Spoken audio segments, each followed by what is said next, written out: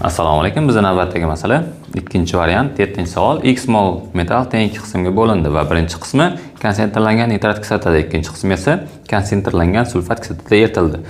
Natijada hosil bo'lgan gazlarning hajmlari farqi 4.8 litr bo'lsa, X ning qiymatini aniqlang deyilgan. Demak, misni ikki qismga ajratilgan.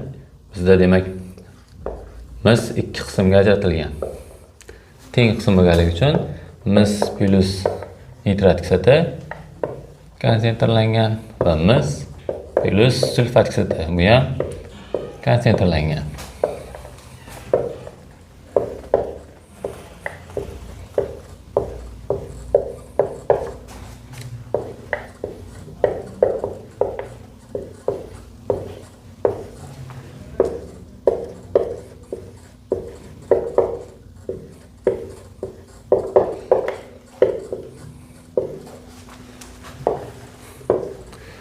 Xo'p, demak, mana shu holatda ko'radigan bo'lsak, gazlarning hajmi 1 molga farq qilyapti.